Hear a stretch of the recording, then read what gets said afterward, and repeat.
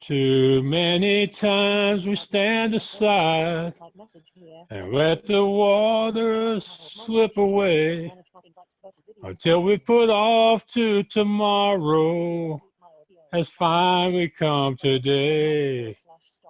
So don't stand upon the shoreline and say you're satisfied. Choose to chance the rapids and dare to dance the tide. Hello again, ladies and gentlemen. This is Maxwell Ivy, known around the world as The Blind Blogger, and you can find me at theblindblogger.net. You can also purchase my books over there, including my latest one, The Blind Blogger's New York City Adventures, How You Can Make Your Dreams Come True. And today, or tonight, I guess it is, I'm blessed to have somebody y'all have heard me talk about before. She is my friend and trusted editor, Lorraine Reguly from wordingwell.com. Also, her other site, LorraineReguly.com, if you want to find out more about her, the person instead of the writer. I would suggest you check out both sites. She is a former award-winning or top English teacher in Canada. She's also a woman who was sexually assaulted at a young age, later would go into prostitution and have a bout with drug abuse, but now she is a totally successful blogger, author, proofreader, editor, ghostwriter. As I tell people when I tell them about you, if it involves the proper use of words, then I go to Lorraine. So thank you, Lorraine. How are you doing tonight? I'm good. I had a bit of a rough last couple of days. My little kitten went in for her operation yesterday morning, and so I've been pretty much giving her all my attention to her. She has an incision on her belly. They shaved her and they spayed her, and I had to get it done because it was part of the contract I signed when I adopted her. So needless to say, I haven't really left the house, and I'm just kind of, lounging around, and and it was kind of a perfect time for us to do the podcast because I did have some free time, and she's sleeping now, so hopefully she won't really interrupt us. Right. Well, that's one of those things that people who aren't pet people will never understand just how much they affect our lives. And when they are sick, hurt, or have to, or even more so when they have to have any type of a procedure like that, it really gets to you. Well, yeah, I mean, she's my baby now. I mean, I am a mother. My son is now 27. I had him when I was 18. And so, he's moved out of the house and living with his girlfriend and working and, doing all adult things now. And so, when he moved out, I wanted to fill that little void, and I ended up getting a kitten. So she just turned 6 months old in January, and I had to, like I said, I had to get her fixed. So she's in a little bit of pain, but not doing too badly. The vet gave me some painkillers for her and whatnot. But we're not here to talk about my cat. We're here to talk about other things. But where should we start? Yeah, Kathy Lee Gifford made a career out of talking about her kids, so I don't think you got anything to worry about. Okay, sounds good. Right. So why don't you help me out here and tell people a little bit more about who Lorraine is and how you got to be the person you are now. Okay, so you had mentioned that I suffered sexual abuse, and I did. I was 14, I was a virgin, and I was raped. So before my 15th birthday, and I did not know how to cope with that traumatic event. I didn't tell anybody about what happened to me, not until like 8 years later. When this happened, this was in the mid-'80s. So back then, no one really talked about anything really. I mean, in today's society, everything's, talked about quite openly. I mean, geez, we even have gay marriages now. I mean, society has come a long way since I was a teenager. And so because I didn't know how to cope with everything, I did end up turning to drugs, drinking, and eventually I became promiscuous, looking for love in all the wrong places, which eventually led to prostitution. I figured I was giving it away for free anyway, so maybe I should get paid for it. And when I was made an offer that I couldn't refuse, that's how I got started. So my life has kind of, had some negativity, and, there's been a lot of ups and downs in it. I had an abortion when I was 16. I got pregnant again when I was 17, became a single mom at 18. I quit high school. I went back to school after my son was born. And I wanted to make a better life for my son. And so I did go back to school. I went to university. I went there for 5 years. I became a high school math and English teacher. I did that. I taught high school math and English for 3.5 years. And then I actually quit, for several reasons. And I ended up moving back to my hometown and getting back into prostitution, which caused my son to ultimately disown me for 3 years because he found out what I was doing. I also got back into the drugs and everything else. And for the first year after he stopped talking to me, he moved out and we didn't talk. And my life just got progressively worse for about 10 months. I ended up smoking crack until finally one day I just said, you know what, Lorraine, enough's enough. You have to do something with your life. It's going nowhere and you're not doing anything productive. And so I quit everything. And then ironically, I almost died after, becoming clean.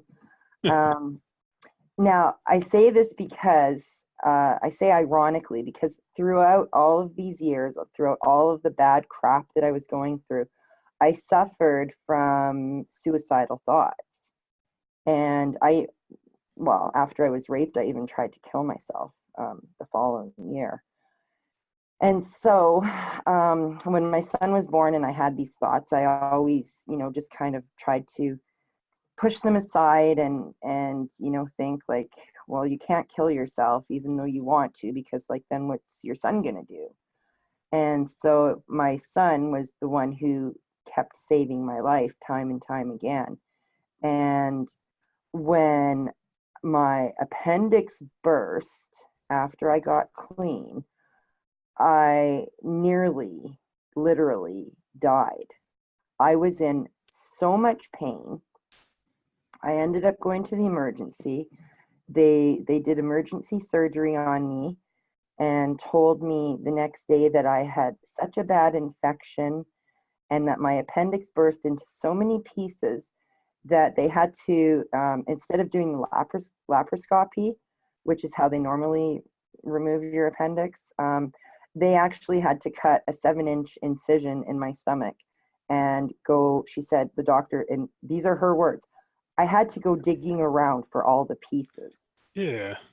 And I was like, oh my God. She says, yeah, you're going to be sore for quite a while and it's going to take you a while to heal. So anyhow, when I was in the hospital recovering, I had an epiphany. And I realized I didn't want to die because I was so close to death that day. I didn't want to die, first of all, without saying goodbye to my son. And secondly, because I still had things that I wanted to accomplish. I still had dreams. I had dreams of becoming, a famous writer and sharing certain things with the world. And so what ended up happening is I got back in touch with my son. I told him about what happened. I told him I was changing, that I had changed already. I had quit quit the drugs, quit working on the street, you know, turned over a new leaf basically. And he and I ended up reconnecting, and it was him that kind of pushed me towards my current situation, because it was almost Christmas time, and I asked him, I said, Julian, what do you want for Christmas? And he said, Mom, I don't want anything. Just take that money that you're going to spend on me and buy something for yourself. Buy something you need. And I thought, well, geez, I don't need anything.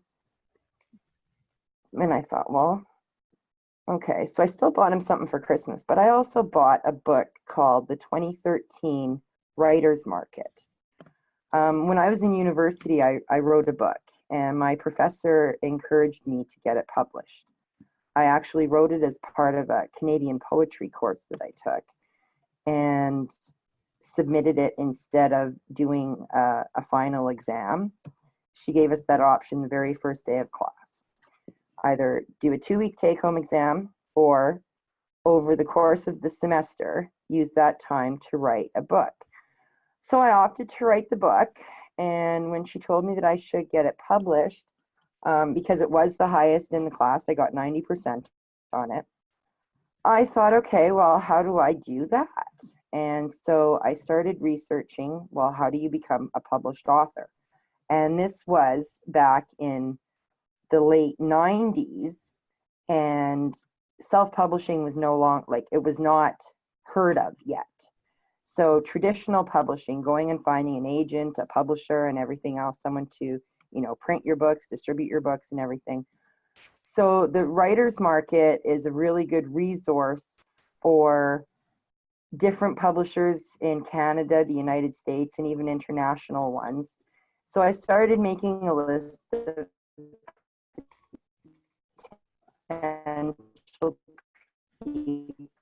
potential business. Kind of got sidetracked with the whole project, and just kind of forgot about it. But then a few years later, I started kind of researching again. I bought another edition of the Writer's Market. Same thing happened, but then when my son told me, you know, Mom, like, get something you really need, I thought, okay, it's time. I have to do this. You know, third time's a charm. Let's do it now. So when I bought the 2013 Writer's Market, it contained a bunch of new information saying how authors are now expected to promote their own works through blogging and social media. And I'm like, okay, what the heck is blogging? Like, I had no idea. And so I did some more research. I went out and I bought a laptop. 4 days later, I started my own blog. And a year after that, because I had written several posts that ended up ranking on the first page of Google, I thought, well, you know, shit, I should monetize my blog post, you know, put AdSense or something on it, and, you know, maybe earn a few bucks for all these visitors I'm getting.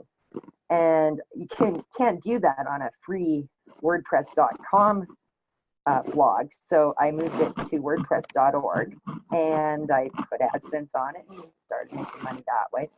I also, in the meantime, I had started freelance blogging, and with the different guest posts that I had written, one of the guys that I wrote for decided to hire me on a monthly basis to have me write one article per month for him for his website. And then I did some social media stuff for him as well. So next thing you know, I'm not even like pursuing this writing career with my book. I'm doing freelance writing. And so anyhow, I ended up turning that and my skills as an English teacher into a word-based business where I do freelance writing and editing. So my business is called Wording Well, and the website is wordingwell.com. And I still haven't actually published that book that I wrote in university, but it's on my to-do list. Instead, I published 2 other books One is called Risky Issues, and it's a book of short stories that I wrote. And the second book is called From Nope to Hope. And I wrote that book because I wrote an article. One of my articles that ended up ranking on the first page of Google was the article I wrote about my suicide attempt. And so when I was checking out my blog stats one day, I was looking and I was like, well, geez, I'm getting so many people reading this article.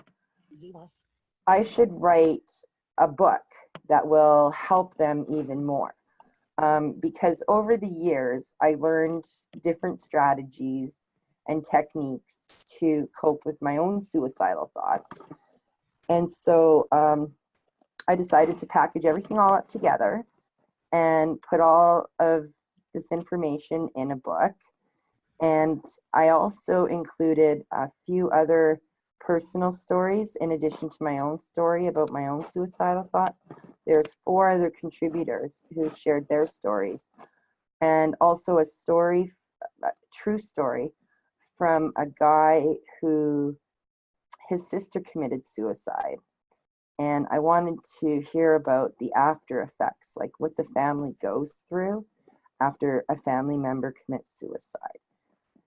Because it's, you know, it's so horrific and it's so tragic and it's so awful to hear about. And people who are suicidal don't think about other people. They just think about their own pain and what they're going through. And so I wanted to include that too, to kind of show other people about, you know, it's not always just about you. Like, other people are going to be affected by your actions. So anyhow, and in my book, From Nope to Hope, I also included a built-in workbook where at the end of each chapter, there are exercises for the reader to do so that they could start implementing what I'm teaching them and start seeing results immediately in their own lives. So, okay, I've talked so much, I feel like I need a break here. Yeah, that's fine. Before I go on, I want to ask you, I'm hearing a scraping noise. Are you using a headset, or is there something picking up noise from maybe your hair or the side of your head or something? You know what? It could be my hair. I'm kind of sort of fidgeting. Yeah, you can't see me, so I'm not using a headset. I have a headset. I didn't even think about it. No, I was just curious. I thought it could be you. It could be the cat. I wasn't sure where the noise was coming from, but it sounded like a scraping noise, kind of like when I'm wearing my headset and the mic is up against the side of my face and it's been a day since I shaved. So no, I have a headset. Here, I'll put it on for just a minute. Let me figure it out. That's fine. My cat was she somehow got up on my desk and was playing with it, so it got kind of tangled up a little bit. But you know what? Here, let me just plug it in. And oh wait, yeah. It's going to be loud. Let me adjust my volume first, because otherwise you're going to Okay. Yeah. ears. I learned this the last time I did a podcast and forgot to change. Ooh, that's too. Okay. So, can you hear me okay now? Yeah, I'm hearing you just fine. You might want to turn it up just a little bit. Turn it up just a little bit? Yeah. Okay, how's that? Is that Yeah, that's too good. loud, or that's... No, that's not too loud. No. Okay. I've been told by other podcasters that people can much more easily turn down the volume than they can turn it up. So Right. if you're going to be wrong on a headset or something, always turn it up a little louder than you think you need it. And of course, she heard me talking about it, and she's trying to grab the cord here now. So I'm just gonna grab her. That is what they do. That's She's got a sore little belly, and she just wants attention. So it's okay. yeah. I'll Yeah, I back when Miss Penny was still here, if she was in the house and the door was closed, she thought that meant she should be on this side of the door. So I had to let her in before I started doing a podcast or any type of interview, or she'd scratch on the door to the point people would think the cops were coming. I mean, she's very loud. Yeah. Very big, long nails, you know. Um, so yes, I'm talking with my good friend Lorraine Reguly from wordingwell.com, and we're talking about her life and also about writing. Now, you mentioned that in 2013 you got the new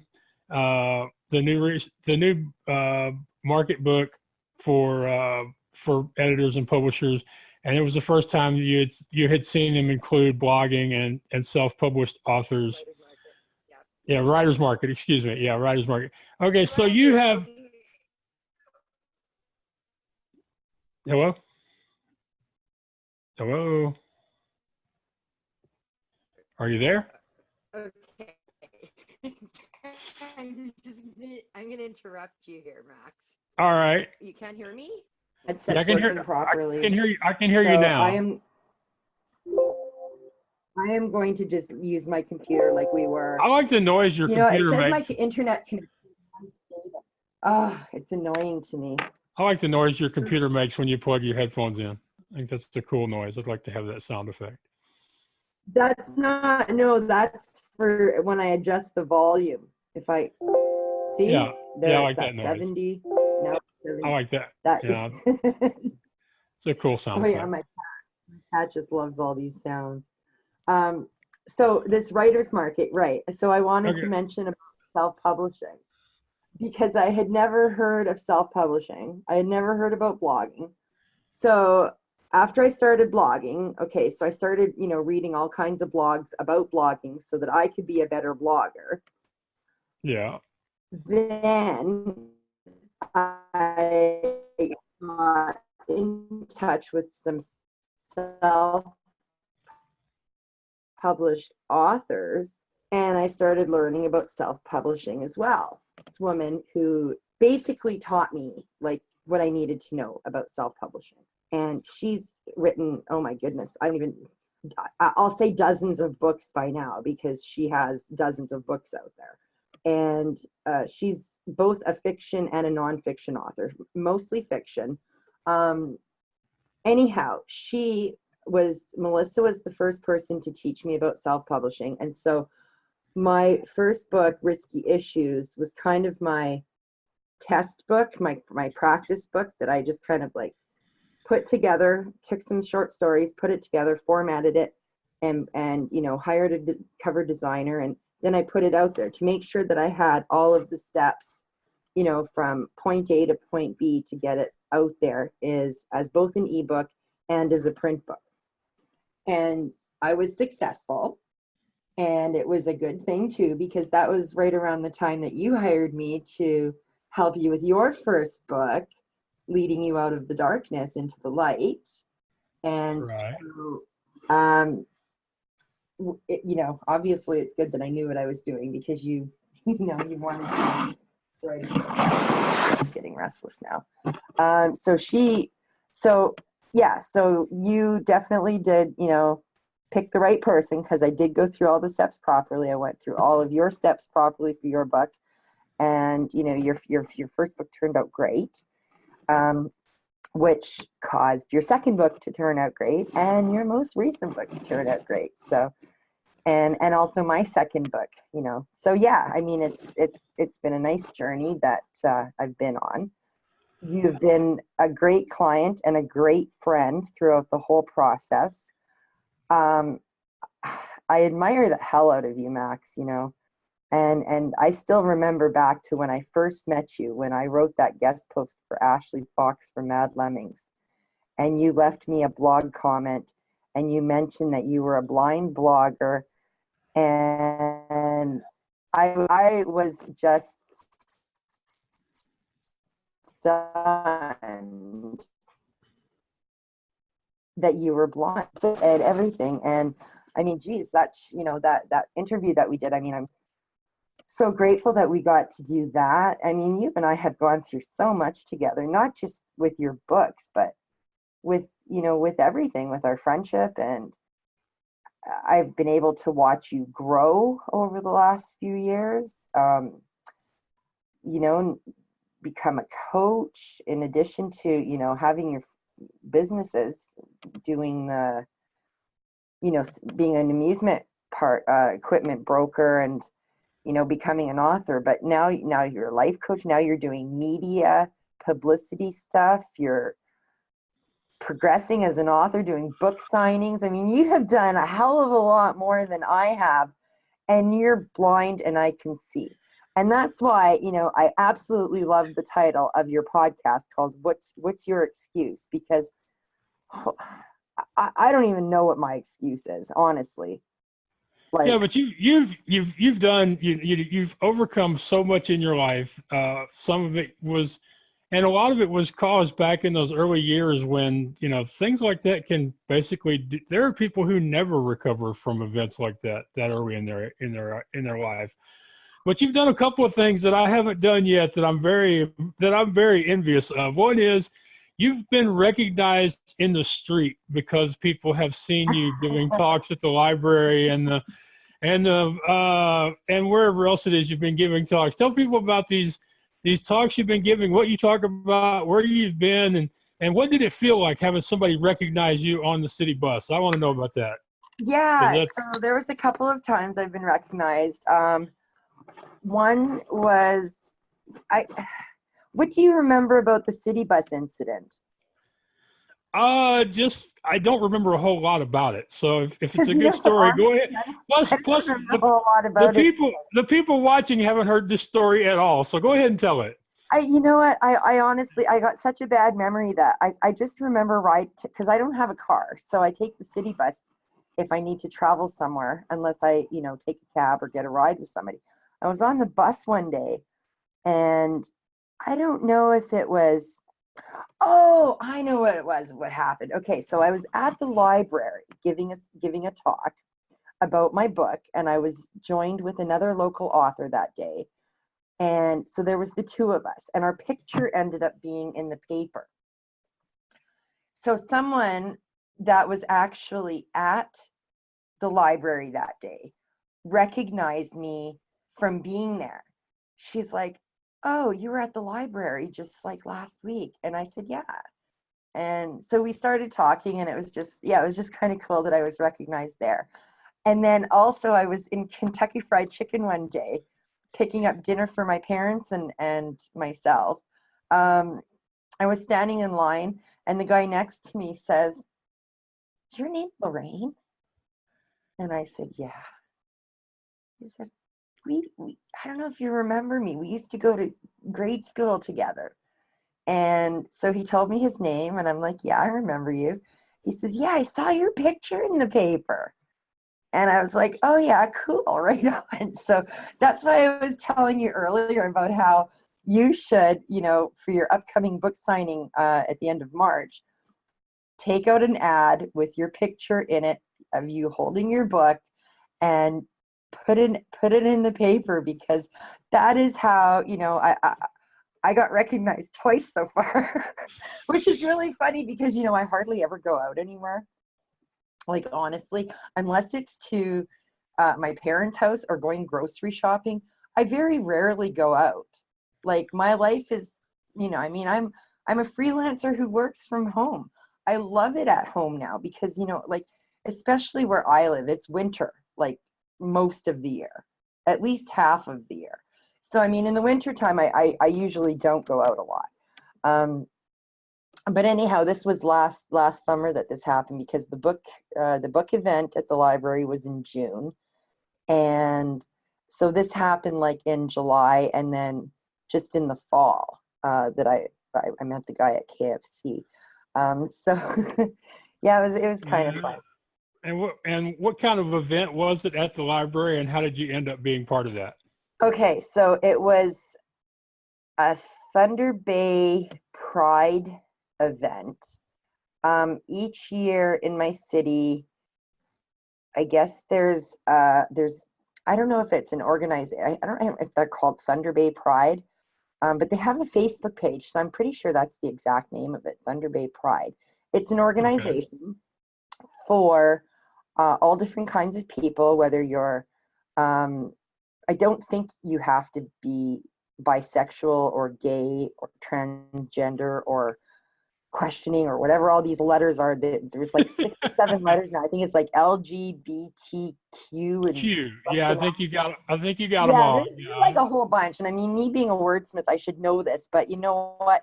They seem to change it all the time. First it was LGBT, then they added some Q, and then they added something else. I think there's a total of 6 letters now. But anyhow, I saw something on Facebook about an author speaking at the Waverly Resource Library. And I put a little comment saying, hey, I'm a local author too. How do I get involved with this? And I just asked and I got a response, and he said, yeah, just show up. So there was only the one author. I know there's more local authors, like more authors in my city. But anyhow, so I just joined. I joined up and said, yeah, like, you know, here I am. Here's my book. And he said, yeah, make sure you bring copies of your book to sell, and, you know, like, be available for a Q&A period, question and answer period. And I said, yeah, sure. So we each, David Belrose was the other author, and we each talked about our books and about our experiences. And yeah, it was really interesting. It was a lot of fun. It was just a free event, so I wasn't paid for it or anything. But, you know, obviously, I mean, the publicity that I got, I mean, geez, you know, recognized in the street. Oh, and then later that week, because it was that week, they had a whole bunch of different events going on, and they had one event down at the marina. What the heck was it? I can't remember the actual name of the event, but there was a whole bunch of people. They had a whole bunch of tents set up, and refreshment stands and activities going on. And I don't know if it I don't think it was Fun in the Park. It had a name. Anyways, I ended up going because it was a really nice day that day. It was nice and sunny out, and I ended up going to that event as well. And I ran into a few people that were also at the library event, a couple of the younger girls, teenage girls, and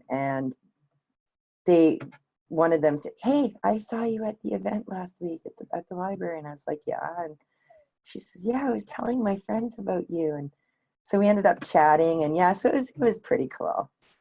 So, you know, I would say probably get involved with your local libraries and see if there's any kind of events that you can attend and speak at there, because that'll definitely help with your publicity as an author. Yeah. The other thing that I am finding out lately is that a lot of the independent bookstores, which what of them are still left, they really love to feature local authors.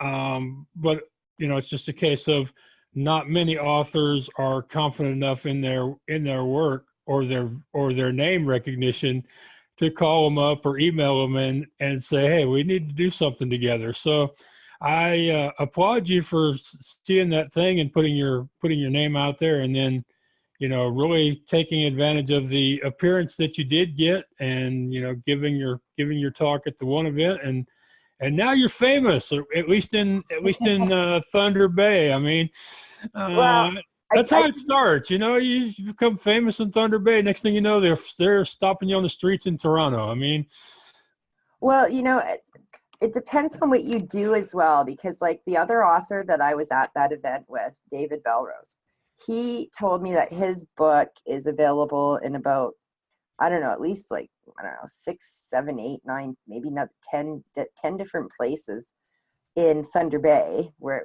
we live. And he gave me the contact names for each of the places. And he told me, you know, like, if you want to get your book into these stores, then call these people up. And, you know, I still haven't done that. Like, when it comes to my clients, I bend over backwards for them. When it comes to me, I am so horrible at self-promoting and even like taking steps to further my own fame or whatever you want to call it. Well, just put all those cards in a text document and send it to me, and I'll take care of it for you. Yeah. I will tell them all how great you are and how wonderful your book is, and how they are are idiots, fools, or both because they don't have your books in their stores yet. I'll hook you up. I even know where it is. Right here, Fireweed. Contact whoever's working. The Gallery 33. Talk to Kristen. At the LU bookstore. Talk to Pamela. I've got their last names, but I'm not going to say them because we're... Well, thank you. Thank you. Whatever. But, you know, I still haven't done any of this. And, oh, geez, yeah. I guess I should make a new to-do list. I'm more concerned with making my clients happy, never mind making myself happy. What can I say? Yeah, well, Client you know, satisfaction is my big goal. well, that's good to know. It's something that makes you the person you are, the editor you are, the friend that you are, because you do put other people's happiness and satisfaction ahead of your own. And sometimes that's a good thing, sometimes that's a bad thing. How have now you've self-published twice. You've helped me self-publish 3 times. I know that you've helped at least 2 other authors that I know of. I'm sure there are more that I don't. But do you ever have the desire to follow through on that original goal and go through the traditional publishing route? You know, I do and I don't. First of all, it's a lot of work trying to find a publisher who will take your book on. I mean, I don't know this for a fact because I haven't sent out all the letters yet. However, I thought, well, I could simply self-publish it. I mean, that's easy. Anybody can self-publish a book. But, you know, in order to get the exposure and the distribution, I won't say worldwide, but like countrywide or even continent-wide, you know, like for Canada and United States, perhaps even Mexico. I have thought about seeking a traditional publisher for that book, simply because it is a book that colleges and universities would definitely stock because it's a resource book for Canadian poetry. It's a very scholarly book about poetry interpretation and analysis based on 7 Canadian poets, several of whom were Federation poets. And I mean, holy crap, I wrote this book 20 years ago. Now that I think of it, I mean, we're in 2018 now. I actually wrote this book in 1997. So it's been 20 years. So holy crap, I need you to give me a kick in the ass, Max, because like, honestly, what the hell's my excuse? Well, see, here's the thing though. If I'm going to give you a kick in the ass, it's not going to be for that book. It's going to be for the Letters to Julia book that I think just screams bestseller. I think, you know, I could see it on the same shelf with books by Nicholas Sparks. I mean, it needs to be written. You need to write it. And Letters to Julian. Yeah. Tell people about Letters to Julian, and then and then when she's through, people, y'all be sure and stalk her on Facebook and go write letters from Julia. We'll start a hashtag. Yeah. Hashtag Lorraine write letters.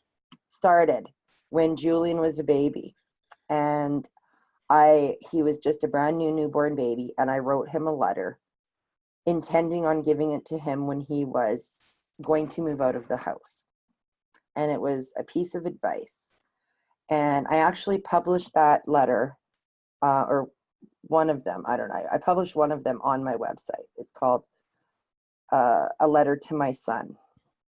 So anyways, over the years, as my son grew, I did write him letters, and I have some of them typed into my computer. I have some of them on paper because, you know, I normally write by hand when I actually like write.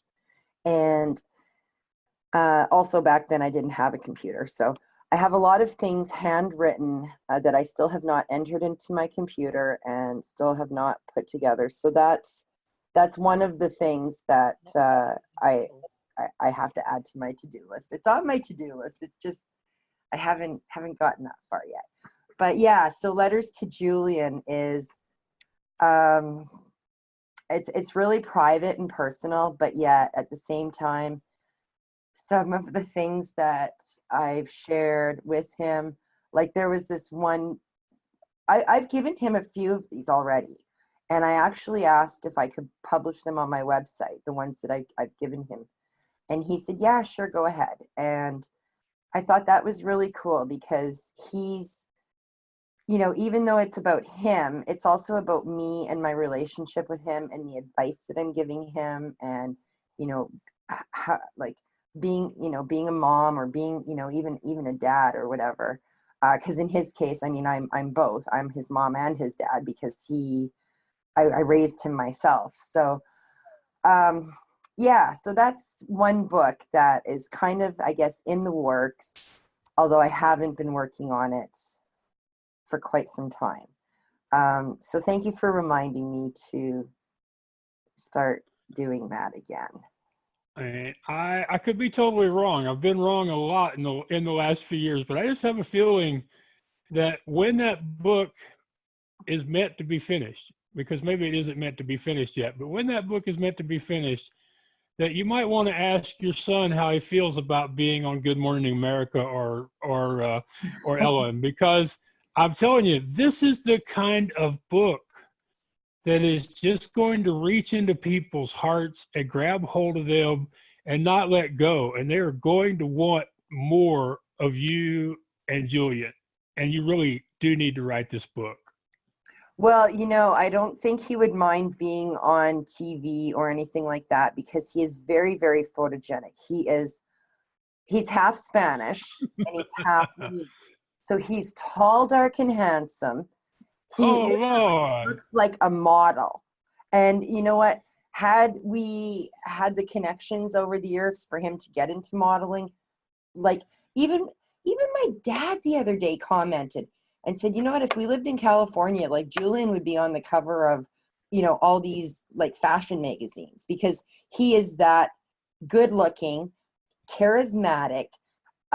He's got such a winning personality. I mean, my son is like, yes, I'm biased because I'm his mom, but you know what? I've had so many people tell me how handsome and good looking he is and what a great person he is because he's like so positive and happy and full of energy. And I mean, the vibes he gives off are so infectious. Like, I love talking with my son.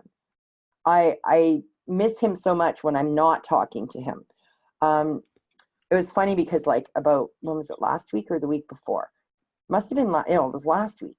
We had like a 3-hour conversation. He phoned me up and we had a 3-hour conversation and I couldn't believe we talked for that long.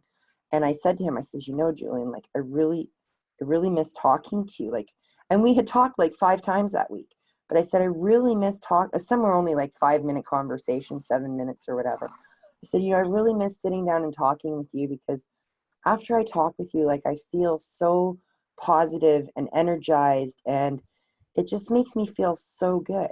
You know, he is just that type of a person. So you know what? Yes, I should write,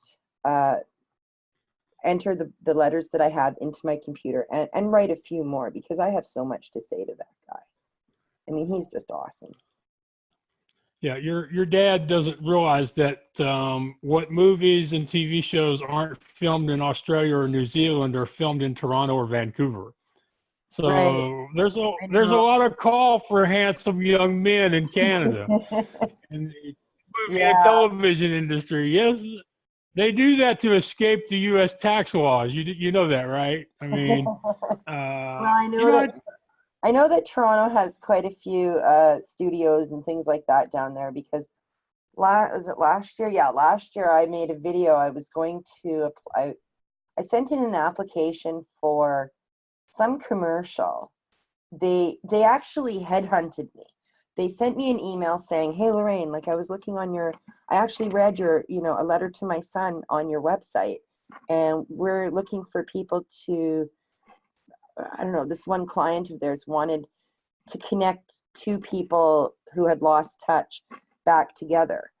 And I wrote her back and I said, well, we've already reconnected. Like we've reconnected already. So I wasn't chosen. I don't know if it was for that reason or for whatever reason, but anyhow, yeah, so they actually had wanted me to apply for this commercial that they were filming down in Toronto, and they were going to pay us, it was like $2,000 or something, plus pay $2,000 for the day, plus pay our expenses there and back and whatever. So yeah, it was kind of a cool opportunity, but my son and I had already reconnected, so whatever. Yeah. But yeah, I am aware that Canada does have, I mean, and love it or list it, like they're out in Vancouver. So I know that there's, Canadian television around. It's just not in my state specifically. Yeah. Now, we have had many emails between us about the proper punctuation and grammar. And I should let y'all know that Lorraine is a perfectionist in the best way possible, but it's one of those things that can only be communicated if I say the word really slowly. Grammar police, right here, guilty as charged. So what I want you to do is, how about you lay out your top 4 or 5, just I can't stand those, people mess them up every time, and try to educate the public a little bit on some of these mistakes they're making, because as you constantly remind me, for all the right reasons, when we write incorrectly, we are not doing ourselves, our business, or our personal reputation any good by making these mistakes over and over again in a public place. Right. So I've given you shit many times for writing on Facebook. Yeah. And just not using capitalization and periods in what you write. And just basically like using stream of consciousness writing whatever comes to your mind and just writing it, not putting grammar in. Like you need to start every sentence with a capital. You need to use a period. You need to hit the enter button so that, every couple of sentences, so it's not one huge long paragraph. People like white space when they're reading. Now, as a blind person, I know that the visual part doesn't really, come to your mind all the time. But as a visual person myself, and someone who has studied a lot of blogging tips, people like the white space. They like being able to see a sentence here, some white space, and then another sentence here. It helps them digest the information easily, and it makes them actually read it all. So, right. Aside from that,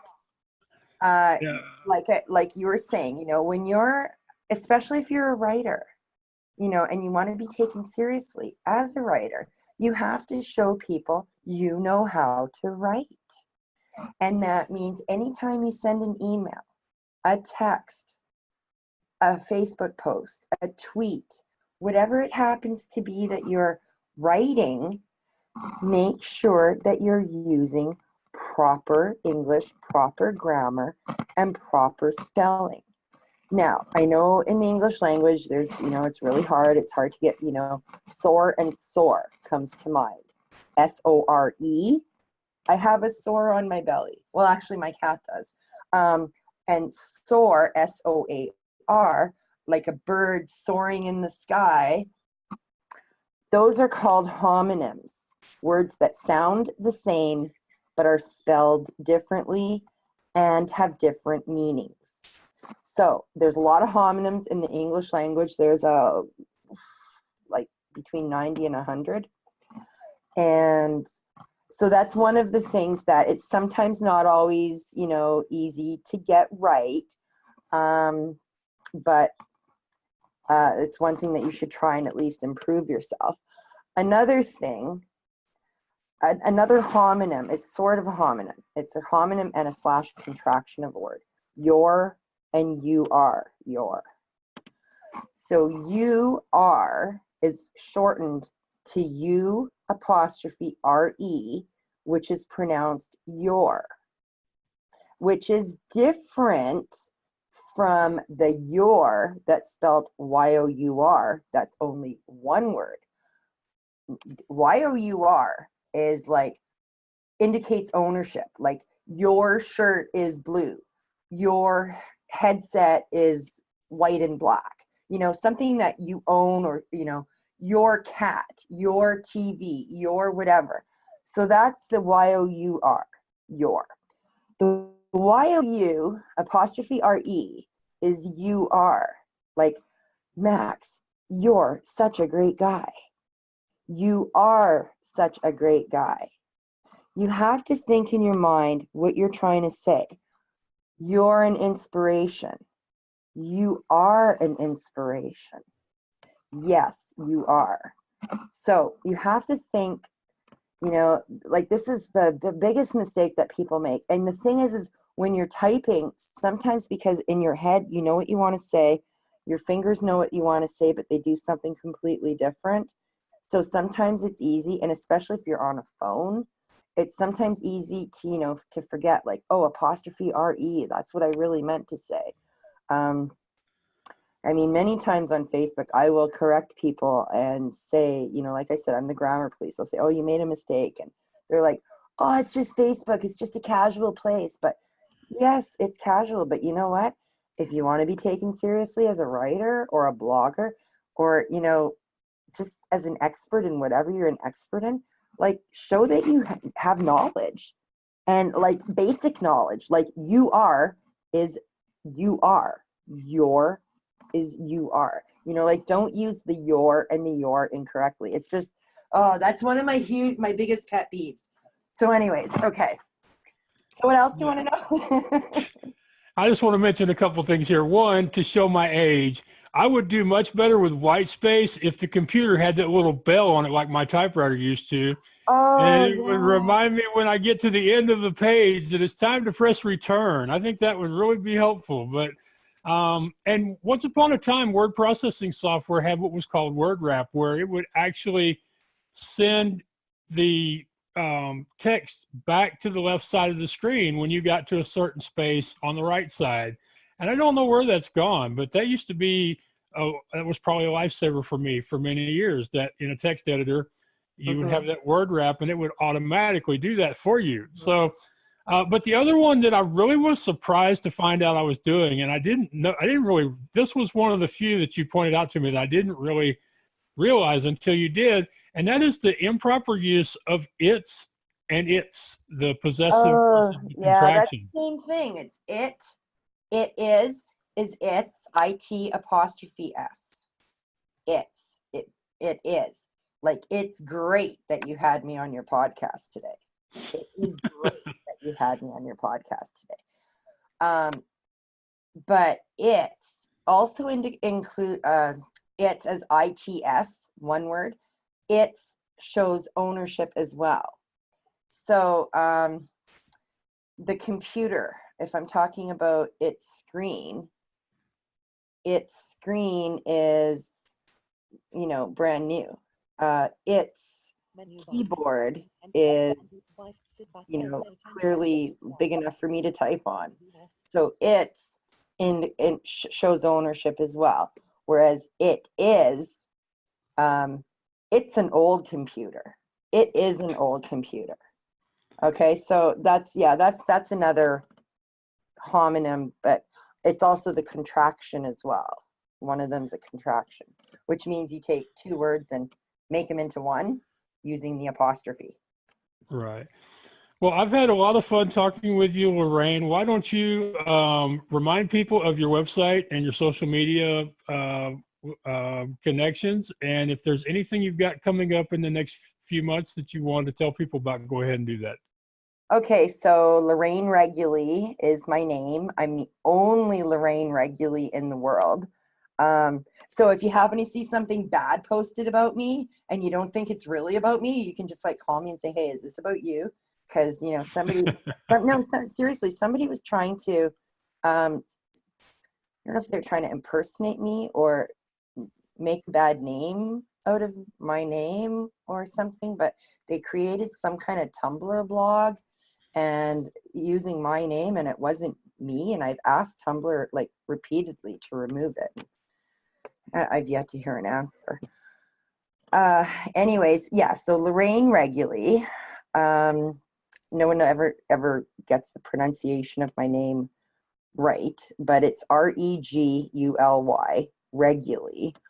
And I run Wording Well. Wordingwell.com is my website, and LorraineReguly.com is my other website. On my Wording Well site, I have a contact page, and it lists all of my social media accounts, as well as my 2 email addresses that I use, and which one I actually prefer. Just to throw that in there. So yeah, so I mean, people can find me anywhere. You can find me on, I'm like on Facebook faithfully, more so than Twitter. I really don't like Twitter, I will admit. Find me on Facebook or email me. Those are the 2 best ways to get a hold of me. And I faithfully check my email I check daily, my Facebook I check daily. So yeah, I mean, that's the best way to get a hold of me. And if you have any questions, just ask. You know, I'm super open, super easygoing. I'm just like Max, you know, we're good people. We're here to help. And, you know, if there's something that we can do for you, we'll do it. Right. And don't forget, y'all, she does offer services as an editor, a proofreader, a ghost writer, and a freelance writer, author. So if you need her to help with work you've already written, or you need her to write it for you, be sure and reach out to her. And if you have any doubts, I personally could not recommend her services higher, but you're more than welcome to check out the portfolio page on wordingwell.com and see some of her past work that she's done for other clients. Yeah, the testimonials page has more information about what my prior clients and current clients say about me. And yeah, I help other people become authors, in case you didn't get that part of me helping Max get published 3 times now. So yeah, and I helped a lawyer publish a book. I've helped, just recently, I helped another guy with his first book, and it's going to be coming out on Amazon very shortly. And he apparently is using someone else to do the Create Space version, because he's working for, it's a nonprofit. He's an Army veteran, and the book is called Veterans in Consulting. And so he works for, or volunteers at, Beyond the Uniform. And so when he actually hired me to edit his book, I also did the formatting for Amazon. But when I asked about the formatting for Create Space, he said he was going to use a friend who was going to do it for free. So, but yeah, hey, that happens. And we both, yeah, you know, like, okay, whatever. and we both know that Create Space, for those of y'all who didn't know, because we didn't really get into the publishing part of it. Right. They do publishing to Amazon, the ebooks, is much, much, much easier than publishing successfully to Create Space. The formatting rules are different, and a book that looks great online is not necessarily going to turn out great in print.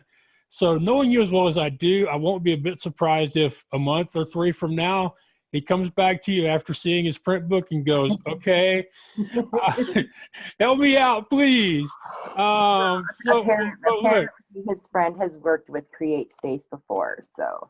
Well, we'll see. We'll see. All right. Well, look, I really appreciate you spending some time with me. Thank you for coming on my show. Thanks for having me, Max. I'm surprised it has taken us this long to actually do a podcast together.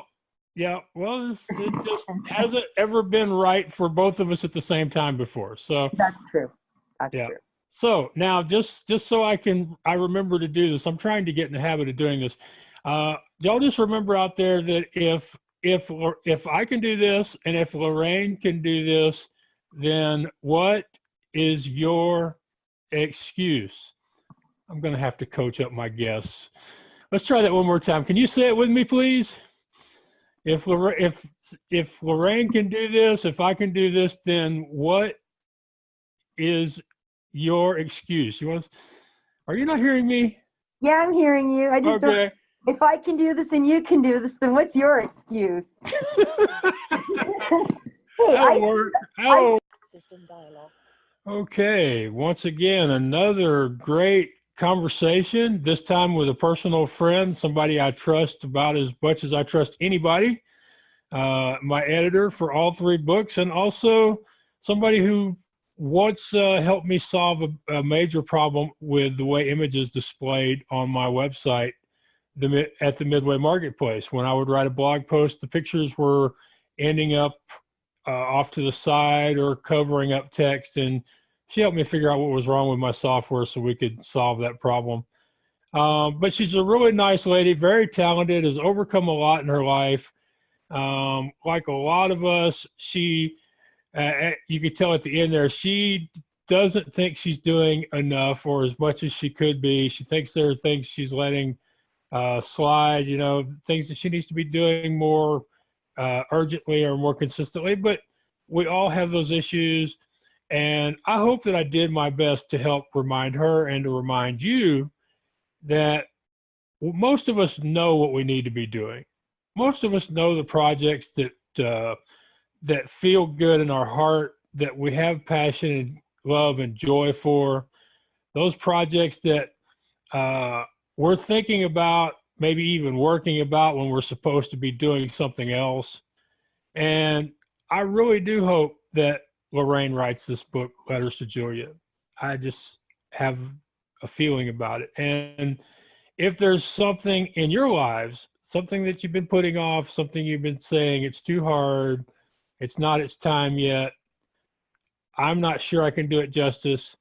All I can tell you to do is we learn best from our mistakes. So go ahead and start doing it. Begin the process. Take the first step. Do what you can do today and then do a little more tomorrow.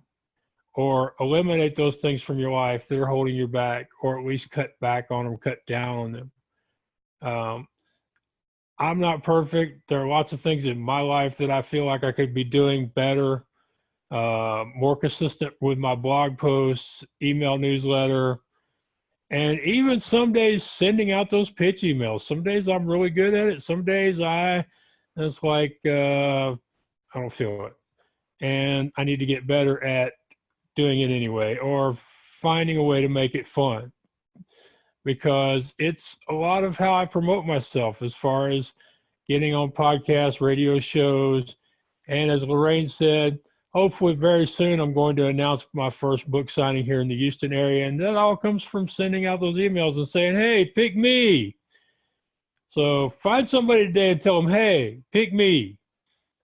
All righty. I really do appreciate you spending some time with me. I know that you have lots of demands on your time. You don't have much of it to spare. And the fact that you're willing to spend some of it with me is a great blessing. I'm very humbled and honored that you do that for me.